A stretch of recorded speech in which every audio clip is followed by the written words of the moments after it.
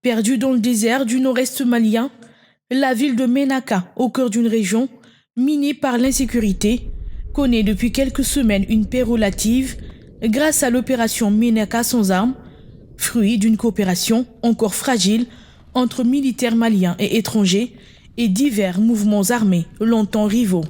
Le 24 septembre dernier, effectivement, nous avons lancé ce qu'on appelle une opération Ménaka sans armes, qui a pour objectif, dans un premier temps, de ramener la paix à l'intérieur de la ville de Ménaka. Et pour ce faire, on a mis une ceinture tout autour de la ville de Ménaka pour faire en sorte que désormais tout ce qui rentre et qui sort de l'intérieur de la ville de Ménaka puisse être contrôlé, puisse être identifié, puisse être recensé.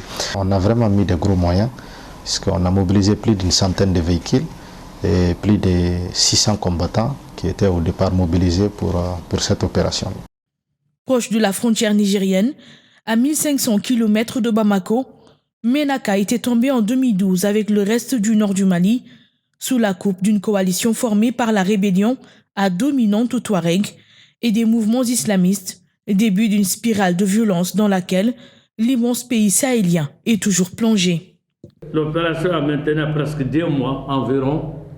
Il n'y a plus de code de feu à travers la ville par rapport au passé où nuit et jour, les cartouches la pleuvaient, les balles la pleuvaient à Ménaka, on saccage les ONG, on saccage de plein de jours. Mais 2 mois environ aujourd'hui, rien ne se déroule à Ménaka. Tout va très bien. Auparavant, à 17h, à 18h, j'étais obligé de fermer la boutique parce qu'il y avait l'insécurité. Mais aujourd'hui, je peux continuer jusqu'à 21h, 22h. Actuellement, je viens de fermer ma boutique. Et c'est tranquille, je viens chez moi tranquillement, je sors de chez moi tranquillement. Alors qu'auparavant, on ne pouvait pas faire tout ça là. Tu es obligé, quand tu fermes là, tu as le peur au ventre. Et quand tu rentres chez toi, tu as le peur au ventre. Trafic en tout genre, fusillades et cambriolages rythmaient la vie des quelques 20 000 habitants de la ville. La région demeure un bastion de groupes djihadistes liés à Al-Qaïda et à l'organisation État islamique.